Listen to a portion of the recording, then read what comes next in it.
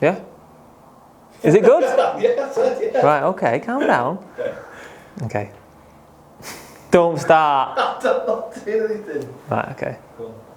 So welcome back to our series of podcasts with Allen Hart. And in today's video, it's not going to be as long as the last one. We're just going to cover off a couple of relevant points for the industry now and where the industry is heading. You've got some questions. So we asked Allen to put together a list of questions on sort of what he's seeing on the gas chat group, what questions customers are asking him on YouTube, and just general industry issues. Obviously, if we can help answer them, give you our side of or version of events, and that might give you guys some more clarity on what's going on in the business, what's going on in the market, and what's coming down the road. So obviously, we've been working together for about 7 months now. Yeah, about 7 months. We've done one previous podcast, which was a bit of an intro to yourself, how we came about working together. Obviously, we've done lots of content since, so we regularly sort of meet up. We've been looking at your renewable installs in your property. We've been doing some product reviews, and we've been working together on trying to improve how we install jobs, the processes that we have, and you've been helping us work through that, so that's been really, really good. And obviously we just got these questions today, so we'll run through them now, and if you've got any questions, answer in the comments box below and we'll get back to you as soon as we can. Thank you for welcoming me back again today. Yeah, we've just got a few questions. One of them is boiler shortages. So I noticed on alt groups that I'm doing videos on boilers that you've sent me, thank you, you've sent me a lot of boilers, so that I can do videos. And people are saying, you've got more boilers in your garage than they've got in merchants. So as a business, how have you managed to actually get boilers, and has it been an issue? Yeah, so it has been an issue. So essentially, worldwide, nationally, there's a component shortage of something called semiconductor chips. So if you've ordered a new car, if you've ordered anything technology-wise that's got one of these chips in, it's probably got a longer lead time on it or has been delayed. And that's the same for boilers. So as boilers have got more advanced, they've ended up with more components in, they've become more complex, and they've been affected too. So different manufacturers have been affected at different times. So that's helped us through it. But it is a pretty grim picture. Sort of, when we first encountered it, was like January, start of the year, stock was down like 30%. So it became a little bit more labour intensive to put your hands on stuff. We quickly sort of adapted to it. There isn't really a solution for it other than you have to have a wide range of products, which is difficult because you need to have strong commercial relationships with those manufacturers. So if you need support, training, if you need technical assistance on products, you've got someone to go to. And obviously these products have to be suitable for the network. So we need to make sure that guys are manufacturer trained. So we can't just add loads of random products in because the guys won't know how to fit them. What about other products then, like filters and controls and things like that? Has there been any issues with them? Smart controls, a little bit. They've been challenging. Filters, yeah, again, plastics market has been challenging as well. I think the balance has been, you have to know, we have a spec list of what we buy, and you have to basically plan ahead. So previously, when our spec list, we would buy sort of 24 hours, 72 hours ahead, and there was never really an issue getting stock. Now what we do is we give forecasts to all our suppliers. So, and that started with boilers. It was just boilers at the start. There was no real problems. And then it became apparent that filters, controllers, smart thermostats, even accessories. So there's been lots of instances of suppliers having a boiler but no flue. So it's sort of no good, obviously. Bit pointless, yeah. So what we've had to do now is we've had to hire a data scientist for the business. A guy called Simon joined. Really nice guy, and basically what Simon does day in, day out is he works through what our projections are based on the marketing spend going in, based on the current network capacity, based on traffic conversion rates, and he produces some forecasting. So we share this with our suppliers, and then we basically buy in advance. And what about costings then? Is it obviously cost of diesel, cost of everything's going sky high? Yeah. Affected? Yeah, so that's the second thing that's come. So as stock has become finite in market, prices have gone up. So again, this is the same with the car market. It's the same with pretty much anything. I think a tub of Lurpak now is about £5.5, isn't it? So it's gone super expensive. Again, so like traditionally, we would get one price increase per year per manufacturer. There was the odd manufacturer that would give you a biannual price increase. Now it's sort of a monthly event. So there's lots of different components, as you'll know, that goes into a pack. So we don't just buy a boiler. So you can't say that boiler's gone up 10% because the boiler's gone up 10%, the flue's gone up, the accessories have gone up, the copper's gone up. I mean, copper prices are daily now. We used to buy sort of 12 weeks locked in prices. Now we struggle to get more than 6. So as that stock has become finite, the price has gone up. And when we look now, Simon was doing some analysis the other day, and the cost of a kit across all of our product range has increased by about £150 in 12 months. Wow. So overall, that's about 10%. So has price had to go up then for customer? Prices on the site have gone up, not by that full effect. So we've swallowed some of that. We've been working with manufacturers to help support that, and we've been working with suppliers. So one of the reasons we've been able to keep the prices low is we've moved to this pro forma purchasing model. So we buy all our, what month are we in now? September, yeah? So we'll buy all our October kits this month. So we'll pay September pricing. So that helps us stay sort of 30 days ahead. And then we have also got now an improved position with our supply chain. So there's 3 sort of major nationals in the UK now. We trade with those 3 and have done for a long time. However, we've also branched out into independents. So we're working with more supply chain partners, and that has given us some buying ability. Because if you're stuck with one supplier, that's that supplier's pricing. And obviously if you're with one supplier and you're a big company, you're going to be getting some good terms, you're going to be buying quite keenly, but you only ever have those to price. With ourselves, we buy nationally and dynamically, and now in advance.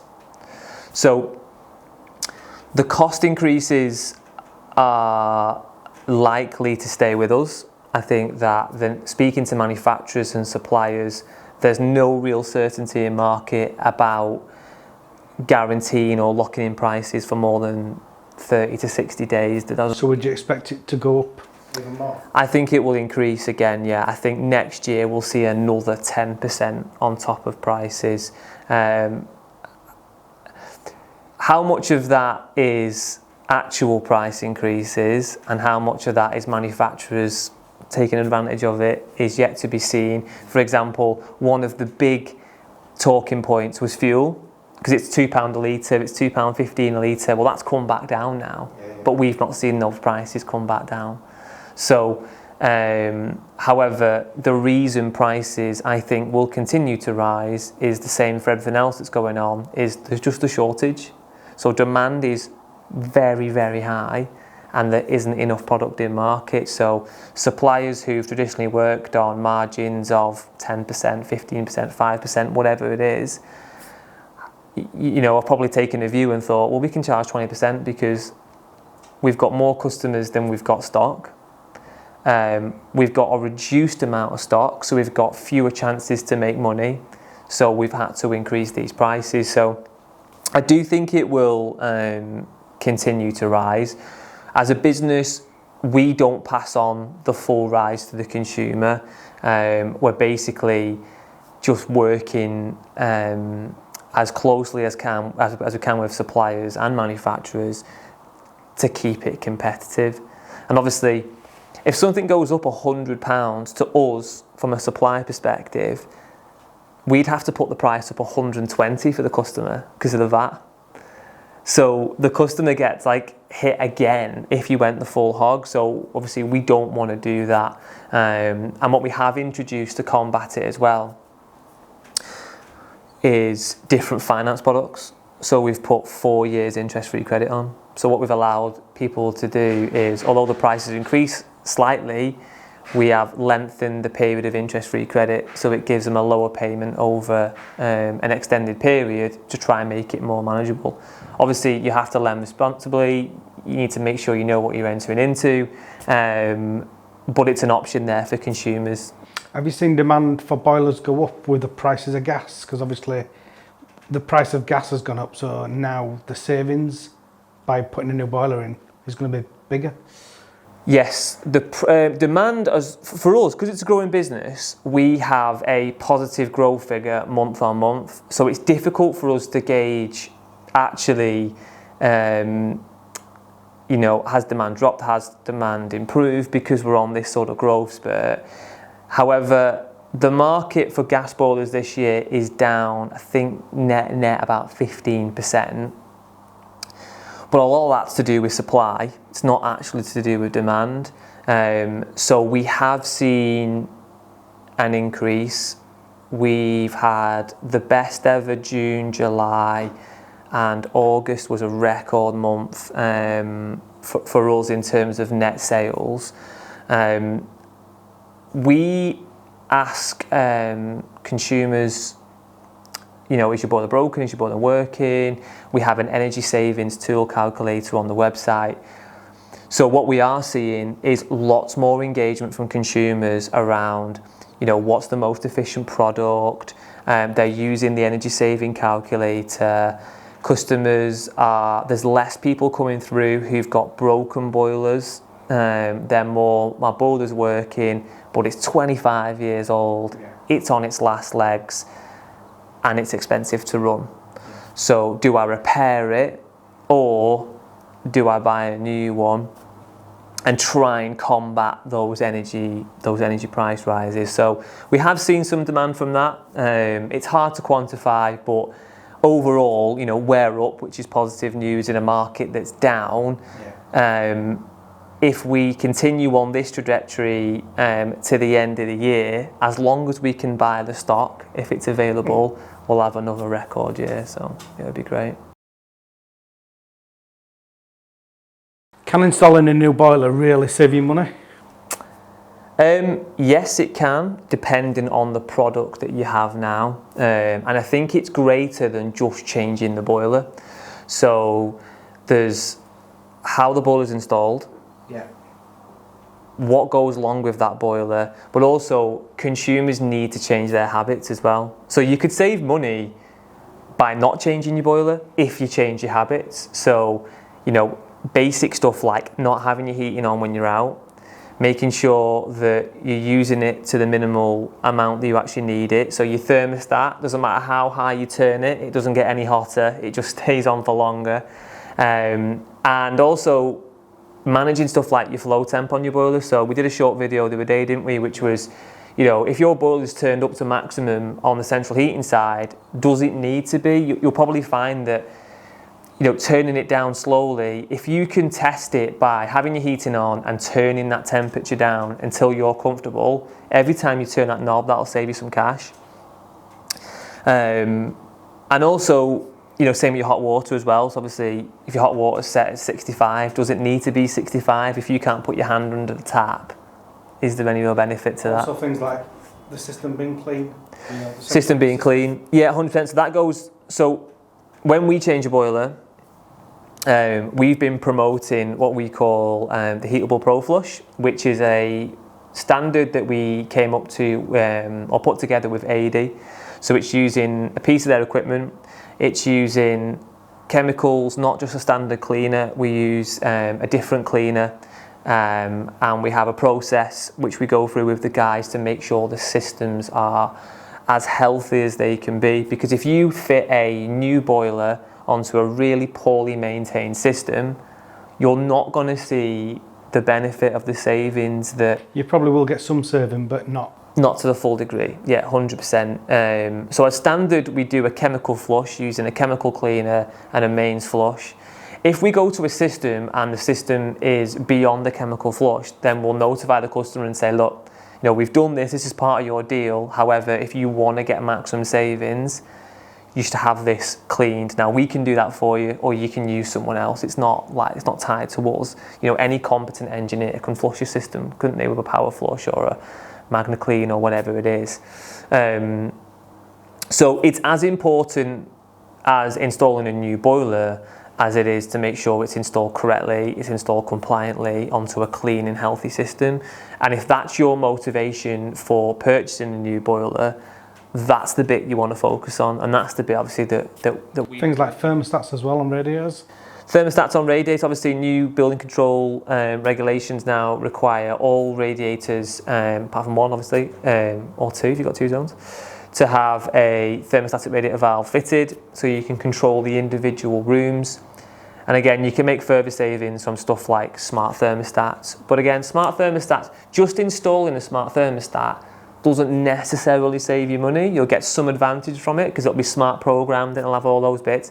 However, you need to learn how to use it, you need to schedule it, and is it wired up? So if it's an open therm compatible product and the boiler is compatible to accept it, is it wired up on that to get that efficiency? So I think a lot of this is about, if you drive, going back to a car analogy, if you drive everywhere with your foot to the floor and you've got a 3-litre petrol car, it'll use quite a lot of fuel. If you change that to a 1-litre turbo car, you'll save some fuel. If at the same time you change your driving style, you'll save a load more fuel. And that's the same for central heating. I think spending some time understanding how systems work, how you can efficiently manage them. I think educating customers as well, because there's some, especially on new builds, I've been to quite a few where they've got, you'll see weather comp sensors outside. Not connected. But when you go inside, you look at boiler and it's not even connected. So just explaining to customers as well that if once they've had the new boiler installed, if the radiators are not as warm, well, there's a reason for that. It's been set at a lower flow temperature. This is the thing about sometimes customers' acid test is it doesn't get as hot as my old one. But the question we would pose is it still comfortable? Because if it is, or some customers will say it takes longer to heat up than the old one. It's now condensing, it's range rating itself, it's got a modulation system built in. So that boilers are going to hunt to work at the most efficient parameter now, aren't they? It may not behave like your old boiler.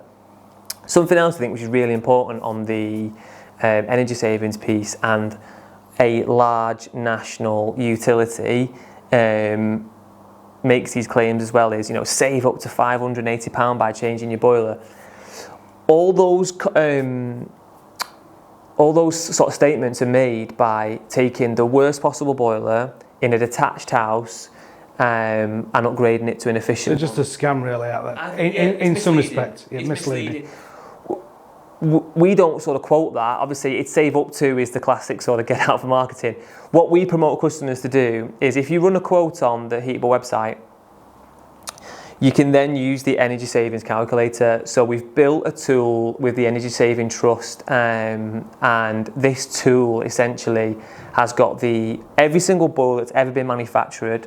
It's a SED book database essentially, is in this database. We collect some information about your house type, how many bedrooms, how many showers, bang, bang, bang, bang. That goes into our form. You can then enter your specific boiler into the calculator. So we've put all the information in for you from the questions you've answered, and it will give you the actual Energy Saving Trust estimated savings. That is a much more accurate way of doing it than saying, if I change this boiler, will I save £580? Because if you've got a 10-year-old condensing boiler and you change it, you're not going to save £580. If you've got a 25-year-old boiler, you'll save it. But rather than just going on age, which gives you some sort of indication, but you'll probably get it wrong because no one ever knows how old the boiler is. Use the calculator on the site. All you've got to do is look at your model number of your boiler, type it in, and it'll give you the energy saving trust saving against that product. The big green book or something that it was called. There's a few, wasn't there? Years ago that Yeah. we had when I worked at British Gas. We used to type it all in, work out what your servings were. Yeah, that's what essentially, it's like a tailored solution, and it's based on government data as opposed to just buy a boiler and save cash. And like I said before, you've not necessarily got to buy a new boiler. You can just change some habits in your home. But I think that tool is, if that's your main motivation for buying the product, use the tool. It's free to use. You don't even have to use us to install your boiler. It's a free tool. You just have to get a quote on. Does that show you the savings then as well? Shows you the savings, yeah. So we'll put a link in this video to a bit of an explainer video about it. It takes like 6 seconds to get a quote. We don't want your name or number or anything like that, and then you can use the tool. So that'd offset the costs as well on. Yeah, and then if you were going to get it on finance, for you instance. can get it on finance, yeah. So you can have a look and say, if that boiler was going to save you £320 a year, and it would say, right, okay, so that's whatever it is per month. But you might be on some sort of service contract with a big supplier. So if you're paying 25, 30 quid a month Yeah, already for a contract where they're coming out and maintaining the boiler. and looking at the boiler. Yeah. Well, there's a lot of people paying for the £40, £50 or £30, whatever it is a month for maintaining an old, inefficient product. What I would say to those consumers are, first instances, it's free to change your habits and do a bit of research, and we have lots of content on that. If you want to get a quote for a new product, then go onto the site, run through the questions, look how much you can actually save, spend the time using the tool. And then if you take it over 4 years interest-free credit, what you'll more than likely find is the savings are greater than the payment. Yeah. So you don't have to have an old, inefficient product. So that solves some green issues. Obviously, they're still a fossil fuel product, but they're more efficient. They're a step towards. You don't have to pay and have the unfortunate, if you've got an old boiler that's breaking down, there's one thing having it covered and being insured, but if it's broken down 2 or 3 day wait, part, obviously what's going on in the world right now as well, parts are becoming difficult to get. So you could be waiting 2 or 3 weeks for a replacement X, Y, or Z for your boiler. Sometimes there's a comfort element, there's a green element, and there's a cost element. And there's also long warranties as well, isn't there, with boilers? Yeah, so You don't need to pay for service cover. you don't need to pay for it, exactly. So if you're paying £40 a month for service cover plus an excess when they come out to have You'd still have to have it serviced. start to have it serviced with a new boiler. That's the thing that you can't just remove all costs. You need to have that product serviced. We offer servicing. The guy that installs the boiler will more than likely leave his card and offer servicing, and we promote that. Obviously, these are local guys to consumers.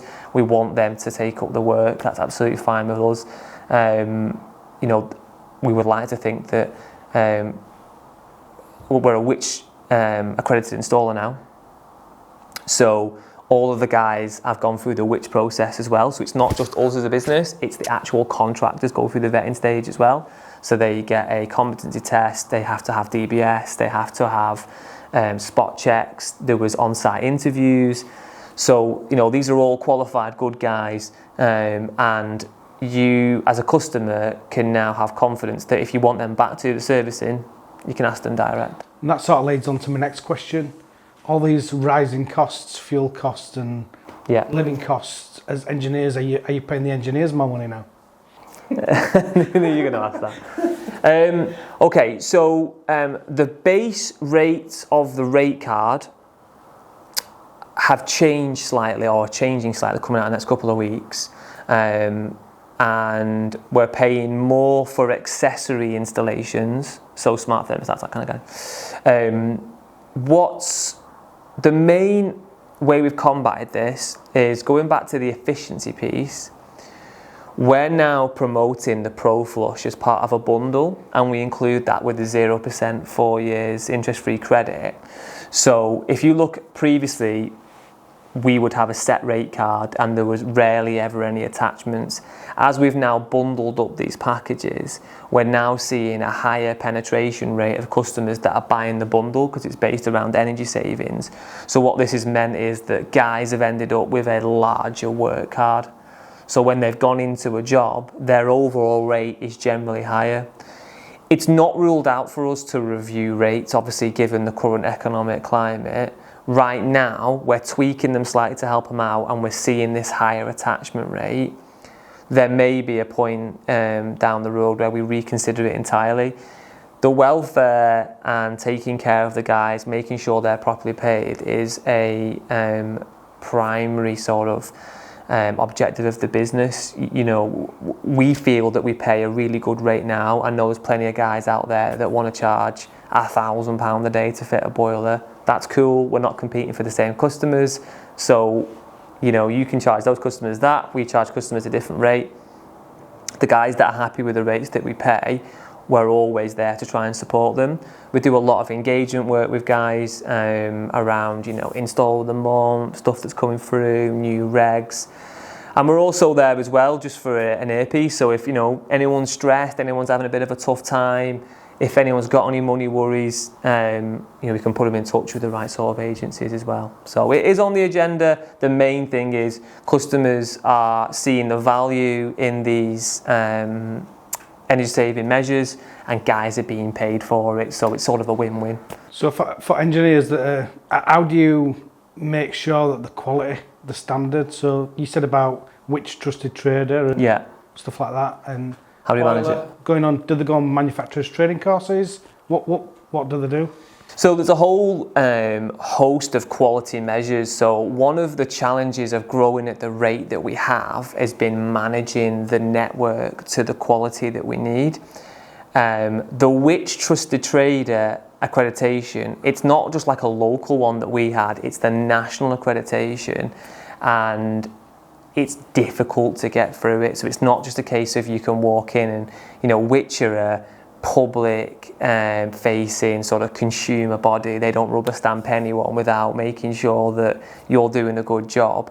What we were able to demonstrate to Which in both, you know, we demoed it on the day and in practical terms on site with the guys, is the way we control quality is via standardization. So if you were on the platform as an engineer, you would get a job the same way that guy got a job, and whoever it is, you get the same technology to submit the job on, you get the same method statement, the same instruction, and you would then complete that job and submit all the information back to us. And we have a team of engineers who quality score those jobs on a desktop position, but also site position as well. So we'll do some site inspections. So it's interesting because the online boiler platform gets a lot of negativity. Yeah. And what I would say is that me as an installer, I go out to jobs where other gas engineers have installed boilers, and they're nearly always not very, they're not great, the installs. So I suppose the online boiler, you can still get them type of engineers that work for you, but then you will put it right, see it and rule it out, and you've got a bit more control. So I suppose in one sense I'm saying that as a customer, they've got a better chance of it being a better job. Put right. Because you can see them jobs and you'll see photos of them. And for us, the quality piece is like, we're not a fly-by-night company. Like, we've invested millions into this company. So if that customer has an non-compliant install, or if there's any risk associated with that job, it's going to come back to us. It's not going to come back to the engineer.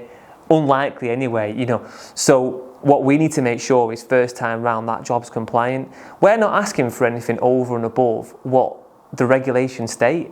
So it needs to be installed to manufacturer instructions, it needs to have the right gas pressures, it needs to have all the right clearances, it needs to be connected, tested correctly, the water quality needs to be there. And we do this via this technology that we've had. Do you use the AD ProCheck? ProCheck, yeah. So when we do the flushing, when we do the Pro Flush, the engineer does a ProCheck as well. So, and as well, interestingly for us, from a quality perspective, we fit the AD Pro 3 Sense with a number of jobs. Worcester don't accept it right now, but other manufacturers do. We've got, I think, 7,000 or 8,000 of those out there connected. Less than 3% are in red in terms of their water quality, their magnetite levels. So that AD actually we work really closely with AD, and we're one of their sort of test cases as a business when they go to councils, housing associations, or other installers with that product. We're their test case to say, this is a business that values quality, is it one of its top priorities? This is how they install the boilers. This is the value they place on this filter. Because you can buy a boiler filter, like one of them there, what, £100, aren't they? This AD Pro 3 is like 160 quid. However, the way that we calculate that is we've got a view into that system, and the extra £60 that filter costs us saves us in the long term. It gives the customers a better experience, and I think it just helps to educate the lads. Going back to manufacturer training courses, yeah, so it's something we do. We work with AD, we work with Worcester, we work with Viessmann, Alpha. We have a no-cost policy for the engineers for courses. So manufacturers now have started charging for courses because a lot of people book and don't attend, or a lot of people, weren't really sort of attending in a regular enough basis or weren't getting enough out of it. We've got a system in place now with manufacturers where you can go on a course free of charge. We then hold your certificates, and that unlocks extra work to you. So if you're AD trained on our water system treatment program, you can then do the flushing. If you're Worcester trained, if you're Viessmann trained, Alpha trained, it's good in general to get as much training as you can. And again, it's another key element of why we were given the accreditation is we have a full program for this. We have a full bespoke back-end system that we spent millions of pounds on building to manage these jobs and manage the quality of the business, because that is your legacy in the industry. So obviously I've been doing a lot of renewable stuff now on my TikToks and my YouTube and everywhere. Air source heat pumps, boilers as well. Sort of, they've dropped off a little bit. Yeah. Where do you plan to go with that? So we're looking at all avenues. There's still a massive demand for boilers. Like, it's not an industry that we can ignore. Obviously, as I said before, we're on this growth trend, so we can't abandon that product. What we're trying to do with that product is make it as efficient as possible to the highest possible standard for the best possible price. That's sort of like the company motto, policy. Well, boilers are going nowhere, are they, for?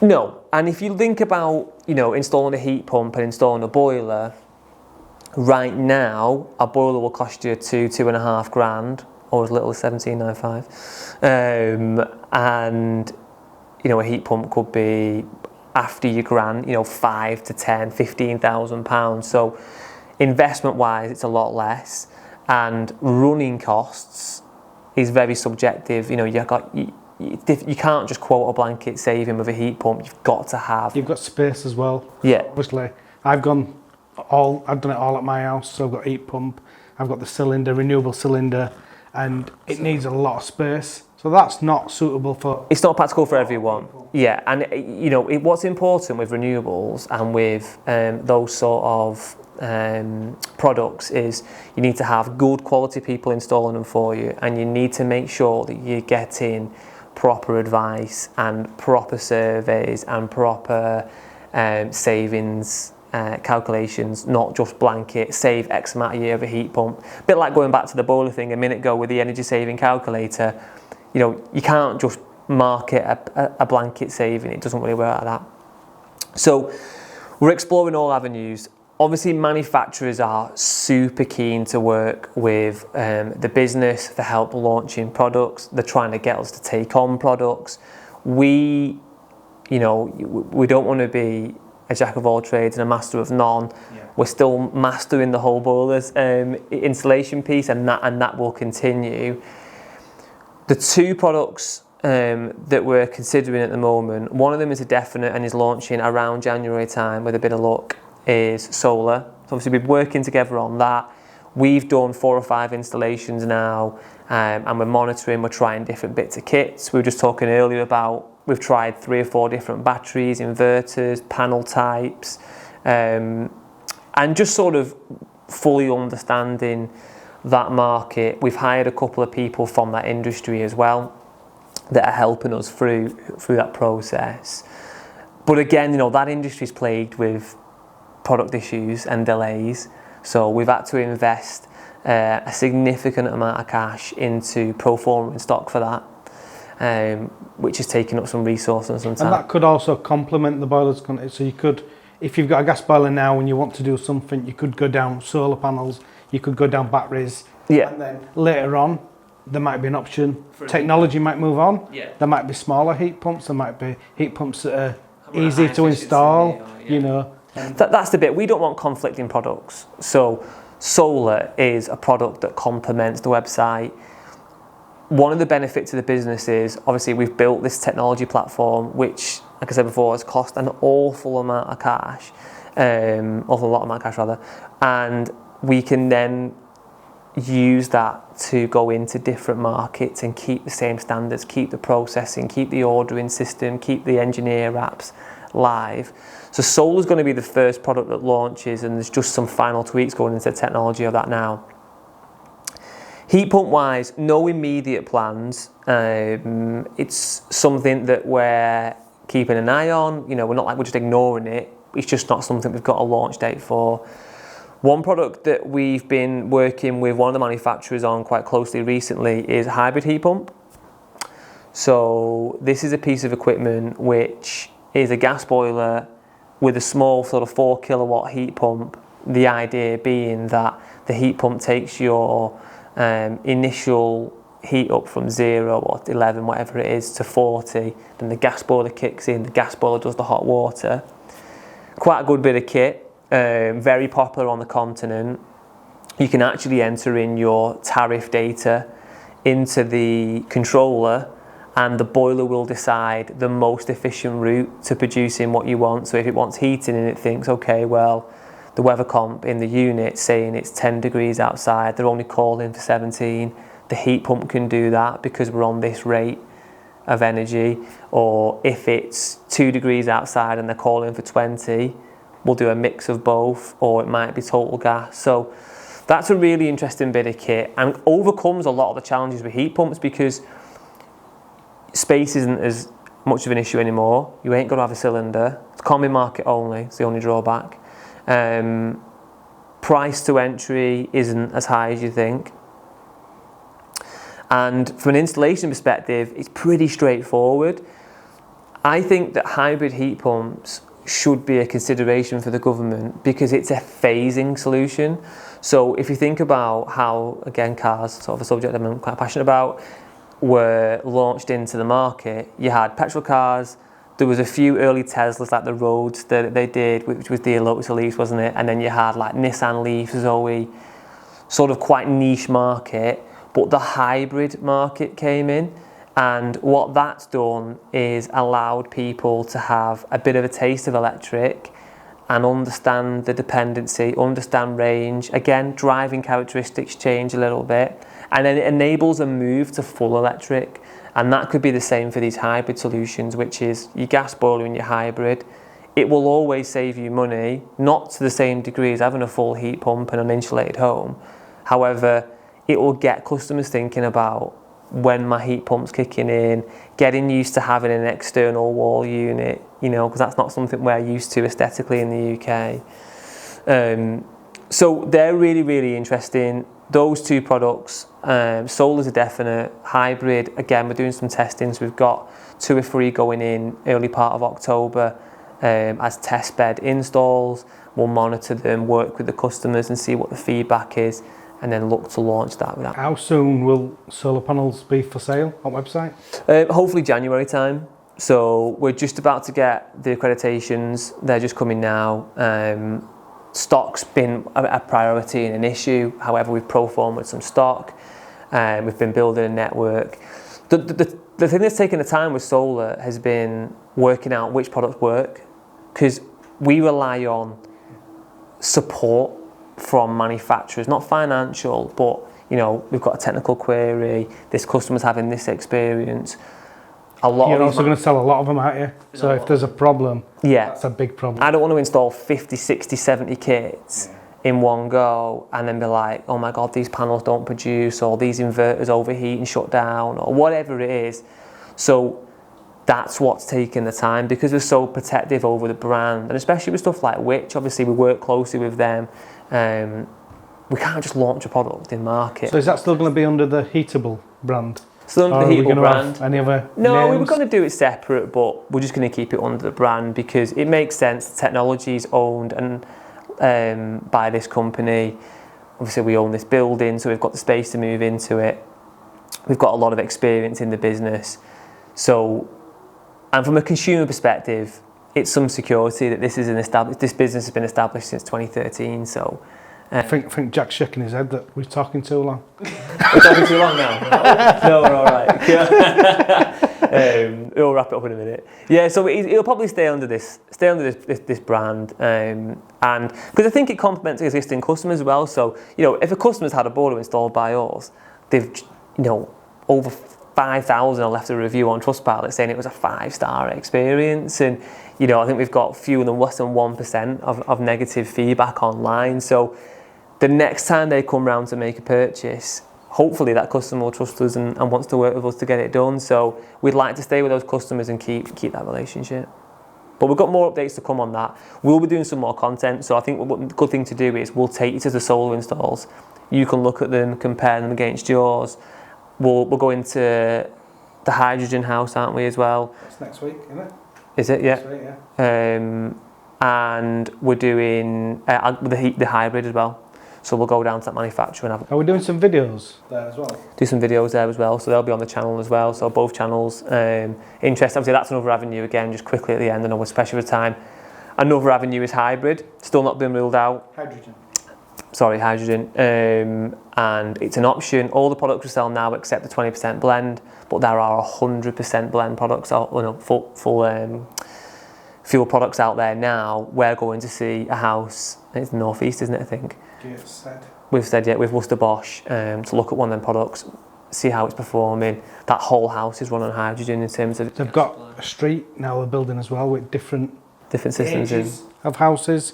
So like terraced houses, and right. So they're going to try all different technologies in all these houses. Yeah, so we'll look at that. So again, because we work really closely with the manufacturers, we've been able to get access to it. They're going to send a representative down the day, an expert to talk us through it. So great content for consumers and engineers. If you're an engineer and you want any information on any of these products that are coming through, if you're a solar installer and you want to sign up, just comment below and one of the digital team will be in contact.